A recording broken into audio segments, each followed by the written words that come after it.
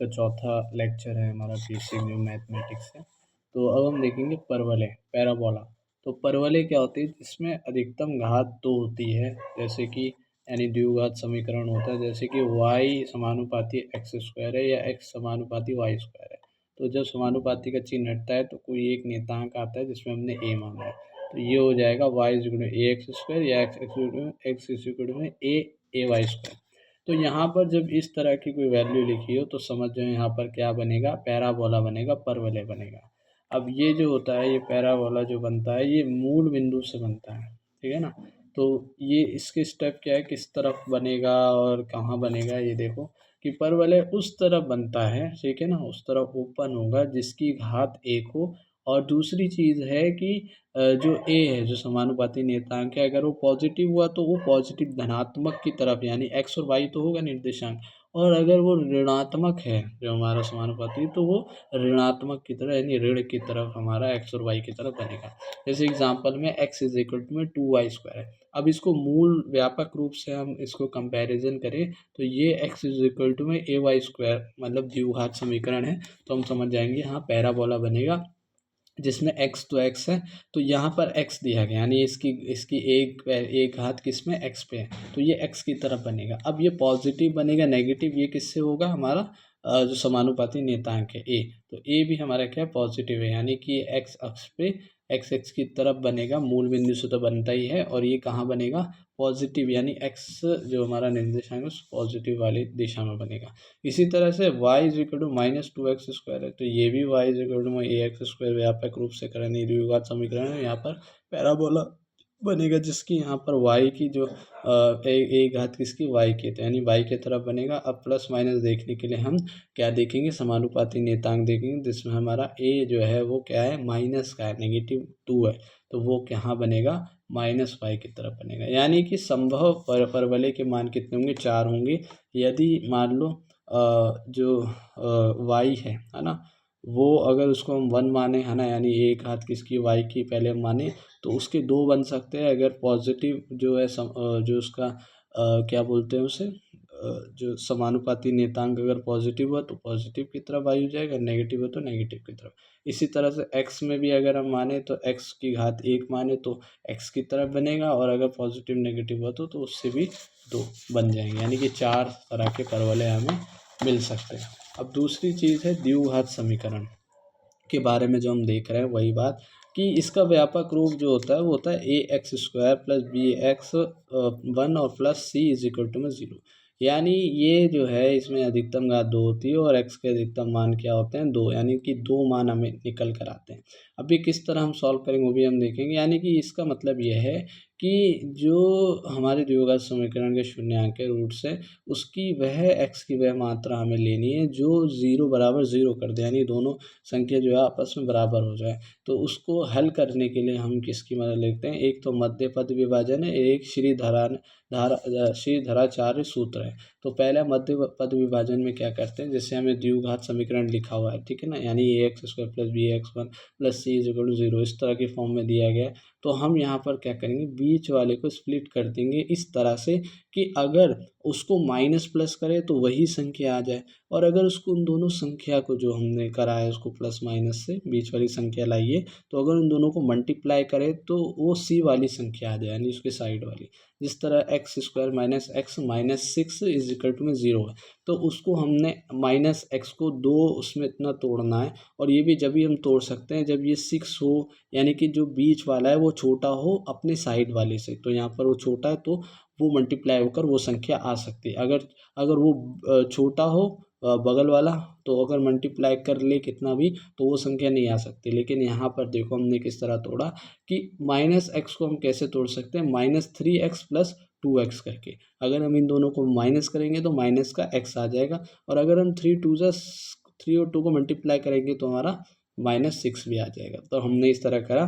तो अब क्या करें, हम कॉमन ले लेंगे x को, और x कॉमन गया तो x -3 इधर आ जाएगा, ठीक है ना, और प्लस, और इधर हमने 2 को कॉमन ले लिया तो 2x -3 आ गया। अब जो जो कॉमन लिए हैं उसको अलग कर दो, x-3 अलग हो जाएगा और जो बचा है उसको अलग कर दो, x+2 अलग हो जाएगा बराबर 0। अब ये जो दो वैल्यू हैं इनको हम बराबर 0 करके अलग अलग सॉल्व करेंगे। पहला हमने x-3 को सॉल्व करा बराबर 0 के, तो ये आ गया प्लस का 3। दूसरा x+2 को जब बराबर 0 करके तो ये आ गया हमारा x = -2। अब इसी तरह से एक और एग्जांपल हम देखेंगे कि 4x है, बीच में x² + 4x + 4 अब बराबर = 0। तो 4x को हमने किस तरह तोड़ दिया कि इसको जब हम प्लस माइनस करें तो 4x आए और मल्टीप्लाई करें तो जो इसका साइड वाला 4 आ जाए। तो 2 + 2x + 2x कर दिया, यानी 2 2 ज़ा 4 आ जाएगा और 2 + 2 कितना आ जाएगा 4x हो जाएगा। तो इसको भी इस तरह हम सॉल्व कर सकते हैं। अब इससे एक और चीज़ हमें आगे जाके पता लगेगी। देखो अब जैसे अब हम देखेंगे धराचार्य सूत्र में क्या होगा कि अब देखो साइड वाली जो संख्या है वो छोटी आ गई, तो यहाँ पर हम यूज़ नहीं कर सकते किसका, स्प्लिटिंग वाले का।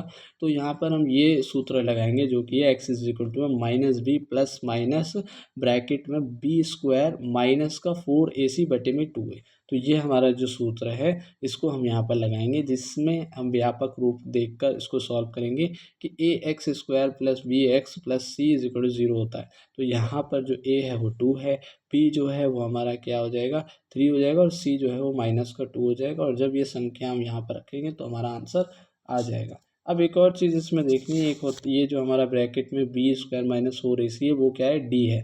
अब ये d क्या है, ये है डिस्क्रिमिनेंट यानी विवेचक। ये विवेचक संख्या क्या निर्धारण करती है, अगर ये संख्या मान लो बराबर आती, जैसे कि ये वाले क्वेश्चन में आया पिछले वाले में कि ये जो है डी को जब हम देखते हैं b² - 4ac को हम यहाँ पर पुट करते हैं तो ये क्या आ जाएगा 0 आ जाएगा। तो अगर 0 आता है डी तो इसका मतलब ये है कि यहाँ पर जो समान जो हमें दो पद मिलेंगे वो कैसे होंगे, आपस में बराबर होंगे। जो यहाँ पर हम देख सकते हैं x+2 आया है दोनों में, तो ये दोनों क्या हो जाएंगे बराबर हो जाएगा। तो ये 0, अगर d का मान 0 से कम आ जाए तो ये 0 से कम आए, इसका मतलब क्या है कि ये एक काल्पनिक संख्या चाहिए, यानी माइनस में आ गया ना। तो रूट माइनस जो होता है वो कोई संख्या नहीं होती है, क्योंकि रूट वही संख्या होती है जो स्क्वायर से निकलता है, ठीक है ना। तो वो जो है संख्या वो नहीं होगी, यानी कि स्क्वायर स्क्वायर करेंगे तो क्या होता है हमेशा पॉजिटिव आता है, लेकिन रूट नेगेटिव यहाँ पर आ रहा है, तो यानी एक काल्पनिक संख्या है। अगर d का मान जो है बड़ा है 0 से तो फिर ये जो है दो हमें वास्तविक संख्या मिलेंगी, लेकिन वो दोनों क्या होंगी अलग होंगी, यानी अलग अलग मान होंगे। जैसे d = 0 में बराबर तो वो नहीं होगा। अब यहाँ पर देखेंगे अति परवलय यानी हाइपरबोला। तो अभी हमने परवलय देख लिया, अब हम देखेंगे अति परवलय, जिसमें क्या होता है कि ये व्युत्क्रमानुपाती होते हैं। एक्स और वाई आपस में क्या होते हैं व्युत्क्रमानुपाती होती है, और वो उनकी पावर कितनी भी हो, यानी कि y या x व्युत्क्रमानुपाती 1/xn या फिर 1/yn। तो ये जब होगा तो इस तरह से हमारा परवलय बनेगा, ठीक है ना। और अगर माइनस में हो तो ये दर्पण की तरफ उल्टा हो जाएगा, बस इतना होगा, और इनकी पावर कितनी भी हो, ठीक है ना। तो ये चीज़ हम देख लेंगे। और इसका मतलब क्या होता है व्युत्क्रमानुपाती का, कि अगर कोई x 0 है तो वो कितना होगा, वो अनंत होगा, और अगर वो अनंत है तो ये क्या हो जाएगा, ये 0 हो जाएगा, यानी कि दोनों क्या होंगे एक दूसरे के उल्टे होंगे। अब दीर्घ वृत्त क्या होता है, एलिप्स क्या होता है, देखो कि जो हम स्पेस में जो भी गणना करते हैं, ठीक है ना, जो भी सोलार सिस्टम वगैरह प्लैनेट्स हैं वो सब एलिप्स उसमें होते हैं, ठीक है ना। अब ये क्या होता है, ये होता है इसका व्यापक रूप होता है x²/a² प्लस y²/b² बराबर 1। तो ये एक ऐसी मान है ना, जिसमें एक हमारा क्या बनता है एलिप्स दीर्घवृत्त बनता है, ठीक है ना। अब इसके तीन कंडीशन है। पहली है कि अगर a बड़ा हो b से, तो a जब हम ग्राफ में देखते हैं, ठीक है ना, वो जब बड़ा होता है b से तो ये इस तरह का जो है एक एलिप्स बनता है ना, जिसमें a हमारा क्या बड़ा है और b से, और ये बिंदु देखो जहाँ तक ये एलिप्स बना है तो उसके बिंदु है, तो वो बिंदु निर्देशांक जो है वो क्या है, वो होता है x की तरफ होता है हमारा जो बनना है वो बिंदु a, 0, और जो b की तरफ है 0, b होता है। इसी तरह उस तरफ होगा नेगेटिव की तरफ, इधर होगा पॉजिटिव, इधर भी होगा नेगेटिव की तरफ बी वाई की तरफ। अब मान लो बी बड़ा हो ए से, तो फिर हमारा क्या बनेगा, ऐसे एलिप्स बनेगा, ठीक है ना, इस तरह से।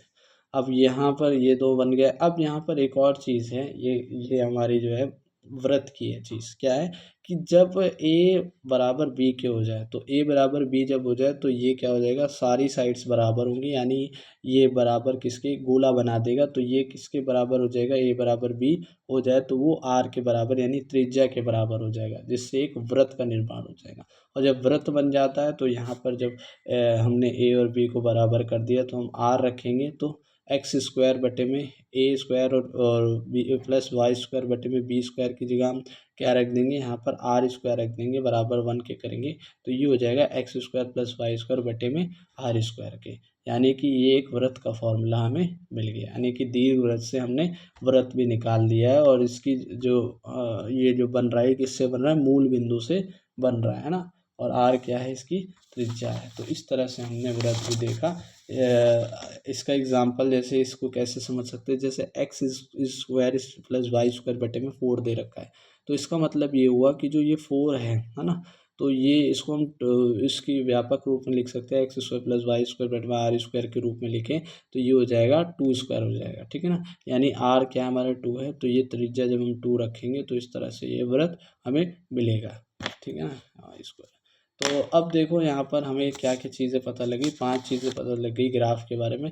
पहला सरल रेखा जो कि होता है y1 is equal to mx1 और प्लस सी। और परवलय क्या होता है, परवलय होता है जो द्विघात समीकरण वाला है, x इज इक्वल टू में ए वाई स्क्वायर या y इज इक्वल में ए एक्स स्क्वायर। अति परवलय क्या होता है, जो समानुपाती व्युत्क्रमानुपाती होता है, y या x व्युत्क्रमानुपाती ए बटे में एक्स एन या वाई एन। अब दीर्घवृत्त हमने निकाला है जो कि हमारा क्या है, एलिप्स जैसे बोला, एक्स स्क्वायर बटे में a square plus y square बटे में b square is equal to 1। अगर यहाँ पर क्या हो जाए, ए बी बराबर हो जाएंगे तो ये आर के बराबर हो जाएगा, तो यहाँ पर वृत्त हमें मिलेगी पांचवी चीज़, जो कि x square plus y square बटे में आर स्क्वायर होगी। हाँ, आगे है, अब हम समांतर श्रेणियों के बारे में बात करेंगे, जो हमारी श्रेणी होती है ना, जिससे हम प्रोग्रेशन बोलते हैं। तो पहली है हमारी क्या, अर्थमेटिक प्रोग्रेशन है ना, सीरीज भी बोल सकते हैं इसे। तो ये क्या है, जैसे कि मान लो कोई सीरीज है 2 4 6 8, ठीक है ना, इस तरह से एक श्रृंखला दी गई है।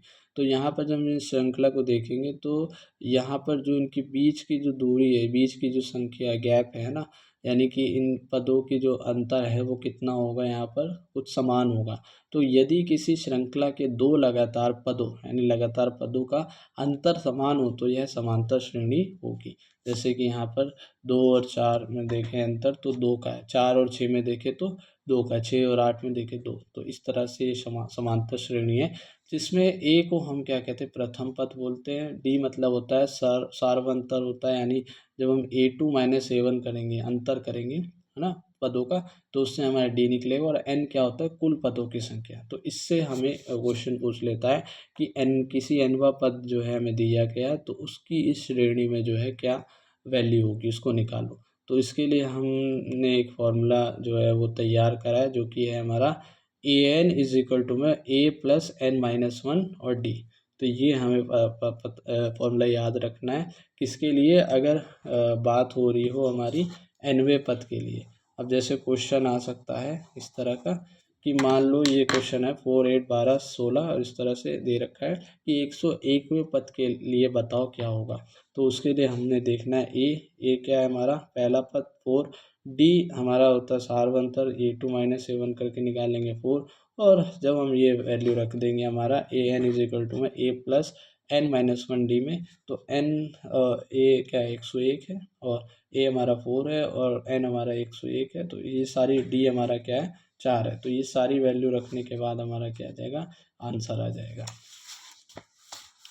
इसी तरह दूसरा एग्जाम्पल भी है ना। अब यहाँ पर है समांतर श्रेणी के n पदों का योग। अब दूसरी चीज़ एक आ गई है कि अब जो समांतर श्रेणी तुमने बनाई है उस सारे पदों का योग क्या होगा। मान लो हमने कितने पद लिए, जैसे 100वें पद का ये पूछ ले है ना, तो ये जो 100वें पद का योग सारे का क्या होगा वो पूछ ले है ना समांतर श्रेणी में। तो उसके लिए फॉर्मूला ये है कि S n is equal to में एन बटे में 2 और bracket 2a plus n minus one और डी। यानी कि ये हमें याद रखना है n/2 है ना, इस bracket 2a plus n minus one d. ये सारा सेम है, बस यहाँ पर n/2 हो गया और 2a यहाँ पर आ गया हमारा मल्टीप्लाई होगा, ठीक है ना। तो इसके लिए देखो जैसे 5, 10, 15, 20 है और 100वें पद के लिए पूछ रहा है योग, तो उसके लिए हम ये फॉर्मूला लगा देंगे। S n is equal n n बटे में 2 2a प्लस एन माइनस 1 और डी। तो एन की जगह 100 आ जाएगा और ए की जगह ए हमारा 5 है और डी हमारा कैसे आएगा, डी हमारा आ जाएगा 10 में से 5 करेंगे माइनस तो 5 आ जाएगा, तो उससे हमारा ये आंसर निकल आएगा। अब हम देखेंगे पहले n प्राकृतिक संख्याओं का योग, जैसे कि जो हमारे क्या होते हैं n प्राकृतिक संख्याएं होती हैं ना शुरू से जो हम देखते हैं, तो अगर उसको देखकर हमसे पूछे कि इस n पद की बताओ क्या होगा इन सब का योग, 1 + 2 + 3 4 प्लस, इस तरह से हमें पूछ ले 100वें 1000वें या लाखवें पद का जब हम जब तोड़ते चले जाएंगे तो क्या होगा, तो उसके लिए है आंसर इस फॉर्मूला कि S n is equal to में n bracket n plus 1/2 n+1/2, तो ये हम याद रखेंगे, ठीक है ना।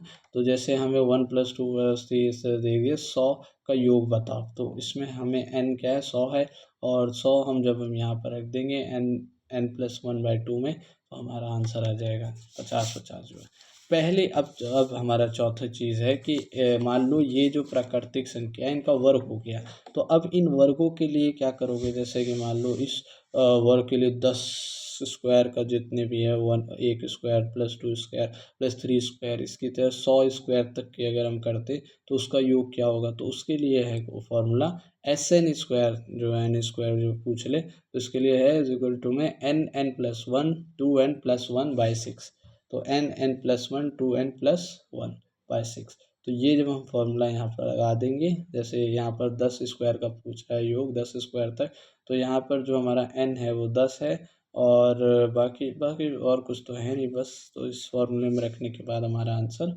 निकल आएगा। अब मान लो ये जो है इस तरह की श्रेणी दे दी जिसे हम बोलते हैं गुणोत्तर श्रेणी, ज्योमेट्रिक सीरीज।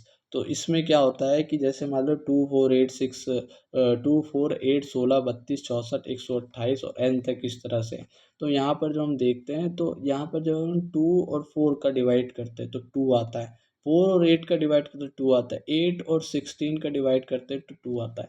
यानी कि दूसरे वाले को अगर पहले वाले से डिवाइड कर रहे हैं तो यहाँ पर क्या होता है कि एक ही आंसर सब में आ रहे हैं। तो इसका मतलब ये है कि एक गुणोत्तर श्रेणी है, ज्योमेट्रिकल सीरीज है, जिसको क्या होता है, जिसको हम मान कहते हैं सर्वंतर, है ना, वो क्या आता है बराबर आता है। तो इसका प्रथम पद ए हो जाएगा, और उसके लिए हम सीरीज के लिए क्या आता है, यहाँ हम अनंत का पदों का योग के लिए निकालते हैं, अनंत पदों के योग। बस यहाँ पर एक चीज़ ध्यान में रखनी है, जो हमारा आर का मान है सर्वानुपात है, सर्वानुपात बोल रहे इसको, है ना, जैसे दूसरे वाले का पहले वाले से।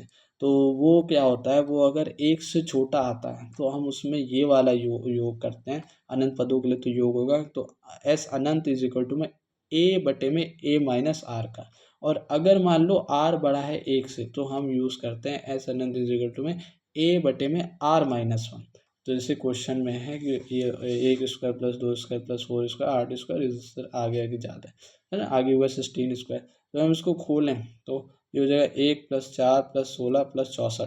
तो जब हम इसका भाग दे रहे हैं तो वही जो है 4 का 16 से करें 4, 1 का 4 4, 16 का 4 64 से करें तो 4, यानी डिवाइड जो हो रहा है आर का मान जो है वो 4 4 आ रहा है। तो यहाँ पर ये ज्योमेट्रिक सीरीज होगी, और इसका जो आर का मान है वो 1 से बड़ा है, तो यहाँ पर हम r+r-1 वाला यूज़ करेंगे, यानी एस अनंत के लिए हम क्या करेंगे, ए बटे में r-1 लगाएंगे। आर हमारा एक क्या है हमारा 1, और आर जो हमारा 4, तो 4 में से 1 गया 3, तो 1 बार 3 आया। तो इस तरह से हम यहाँ पर निकालेंगे। इसका दूसरा क्वेश्चन भी है कि 1/1 + 1/2 + 1/4 + 1/8 और इस तरह से अनंत योग क्या होगा। तो उसके लिए हम अनंत योग है, इससे भी हम ज्योमेट्रिक सीरीज, या एक और चीज़ है जैसे कि जब हम इसको डिवाइड करते हैं 1/2 का 1/4 से करके देखो, तो 1/2 आ रहा है, 1/4 का 1/8 से 1/8 को ऊपर रखना है, दूसरे वाले को ऊपर और पहले वाले को नीचे, तो उसको जो हम करें तो 1/2 आ रहा है। तो यानी कि ये हमारा क्या ज्योमेट्रिक सीरीज है जिसका r का मान 1/2 यानी 1 से छोटा है, तो हम क्या यूज़ करेंगे 1 - r, ए बटे में 1 - r जब हम यूज़ करेंगे अनंत पदों के लिए, तो r का हमारा 1/2 है, तो 2 और 1 में से आधा जाएगा तो आधा ही बचेगा, तो 2 ऊपर आ जाएगा, तो हमारा 2 आंसर हो जाएगा। अब हम देखेंगे लास्ट का द्विपद प्रमेय क्या होता है। बाइनोमियल थ्योरम क्या होती है, देखो जब हम 1+x है ना, और उसकी इन दोनों की घात n है, ठीक है ना, और अगर यहाँ पर मान लो x की जो वो है वैल्यू बहुत छोटी है 1 से, तो हम यहाँ पर क्या करते हैं, जो उनकी पावर है उसको x से गुणा कर देते हैं। जिस तरह से एग्जांपल है कि 1+1/100 है और उन दोनों की पावर यानी घात 2 है, ठीक है ना। तो यहाँ पर देखो 100 की जो वैल्यू होगी वो बहुत छोटी होगी 1 से। तो यहाँ पर हम क्या यूज़ कर सकते हैं, हम यूज़ कर सकते हैं इसी बाइनोमियल थ्योरम का, जिसमें हम जो घात है उसको x से गुणा कर देंगे, है ना। तो ये जब हम गुणा करा तो 2/100 हो गया, तो इसका आंसर आ गया 1+1/50। अब इसी तरह से यहाँ पर इसको हम लेकर कैसे यूज़ कर सकते हैं रूट्स में।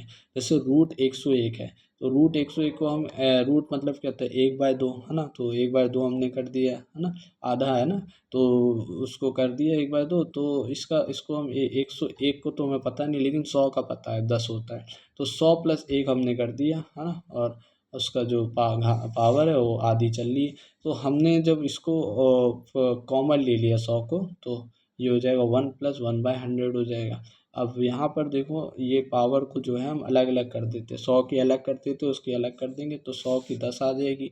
अब उसमें क्या होगा, देखो यहाँ पर अब लगेगा बाइनोमियल थ्योरम, क्योंकि ये 1/100 यानी इसकी वैल्यू जो है हमारी x की वो बहुत छोटी हो जाएगी, ये बन गया ना बाइनोमियल थ्योरम। 1+x और उसकी इसकी घात तो x है ना n, तो ये हमारा बाइनोमियल थ्योरम जो हम यहाँ लगाएंगे तो ये हो जाएगी, इसके उससे गुणा हो जाएगी n जो है x से। तो ये जब हम 2 को जो है 1 से डिवाइड करके करते हैं आराम से 0.5, तो 100 का जब इससे करेंगे तो हो जाएगा 0.005, और जब इसको प्लस कर देंगे तो 1.005 है, और जब 10 को गुणा कर देंगे तो 10.05। अगर मान लो रूट 99 हो तो 99 को हम कैसे लिख सकते हैं, 100-1, और उसकी जो रूट है उसको 1/2 करके लिखते हैं पावर। अब यहाँ पर हम कॉमन ले लेंगे, फिर उसके बाद जो है इसी तरह से जो हमने पहले करा है वो हम कर देंगे, कि इसको अलग कर लेंगे, उसको अलग ले लेंगे, और जो हमारा बाइनोमियल थ्योरम अब यहाँ लग जाएगा उसको हम x को n से गुणा कर देंगे, और उसके बाद हमारा आंसर जो है सिंपली निकल आएगा। तो अभी हमने इतनी बात देखी।